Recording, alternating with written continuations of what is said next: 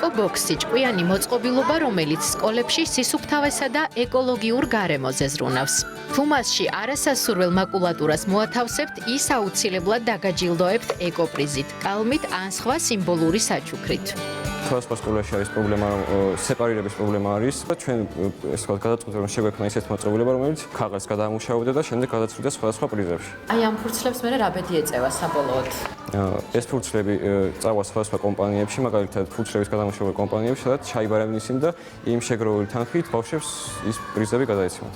გარდა იმისა, რომ მოსწავლე სკოლას უფრთხილდება და აგროვებს ქაღალდებს ხუთში, ის იღებს მყისიერ საჩუქარს ადგილზევე, თუნდაც ის იქნება კალამი და მისთვის ეს არის ერთგვარი мотиваცია და მოწოდინება იმისა, რომ უფრო გაუფრთხილდეს დედამიწას, გაუფრთხილდეს ბუნებას და მაკულატურის გადამუშავება ისწავლოს. მოწყობილობა კასპის პირველი საჯარო სკოლის მოსწავლეებმა თენგო კიტრიაშვილმა, დავით ჯაჭვაძემ და კობა კობაიძემ შექმნეს. შეისწავლეს რეგიონის რამოდენიმე სკოლა და გაარკვიეს, რომ პრობლემა მასშტაბურია. თითო სკოლა ყოველწლიურად დაახლოებით 2 ტონა მაკულატურას აგდებს. მოსწავლეთა 87% ამბობს, რომ მათ სკოლაში ნარჩენების სეპარირების სისტემა საერთოდ არ არსებობს, ხოლო 92% მზად არის ჩაერთოს გადამუშავების პროცესში, თუმცა არ აქვთ ინფორმაცია როგორ.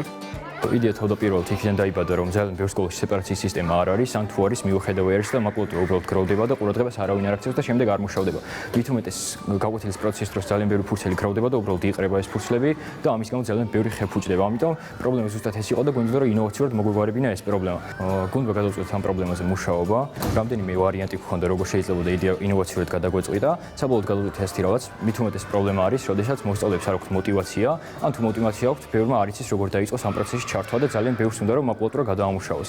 პრობლემაც ესაა, რომ мотиваცია არ აქვს მოსწავლეებს, ამიტომ გადაწყვეტ ისეთი ბოქსი შეგვექმნა, რომელიც мотиваციას მისცემს მოსწავლეებს და მათთვის უფრო მარტივი იქნება ეკოლოგიურად მოქმედება და მაკულატურის გადამუშავება.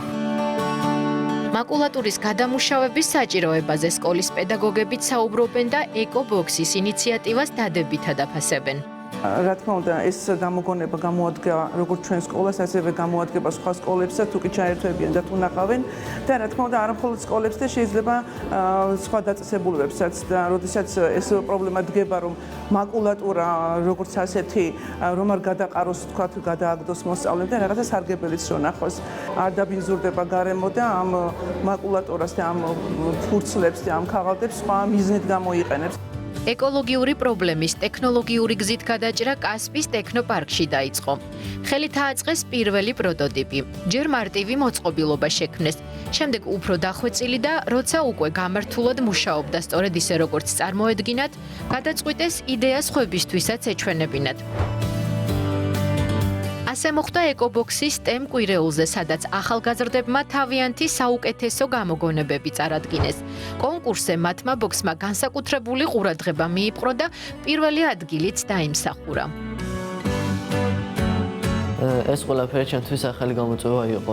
მე ძალიან გამიხარდა, როდესაც შემოთავაზა ეს ბიჭებმა, რომ ჩავერთობილიყავი ამ პროექტში, რომელშიც პირველად მონაწილეობ.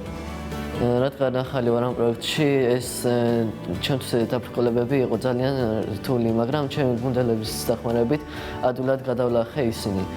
ეს კონკურსი ჩემთვის სიახლე იყო, რის მოგებამაც მომცა სტიმული, რომ უფრო მეტი მოწყობილებები ავაწყო, რაც დაეხმარება ადამიანებს პრობლემების მოგვარებაში.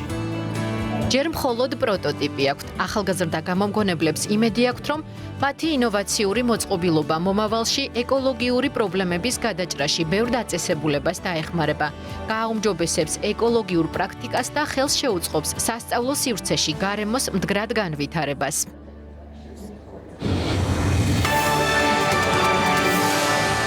დიდი მადლობა ია იმაზაშვილს, კასპელ ბავშვებს მართლა საოცარი წამოწყება არის და თუ კი აი ასეთ სოციალური პასუხისმგებლობა თითოეულ ჩვენგანს გვექნება, მართლა ჩვენ ქვეყანას კი არა დედამიწას გადავარჩენთ იმ კატასტროფებისგან, რომელიც მოსალოდნელია ყოველდღიურად ჩვენს ცხოვრებაში. სამწუხარო რეალობა ასეთი არის.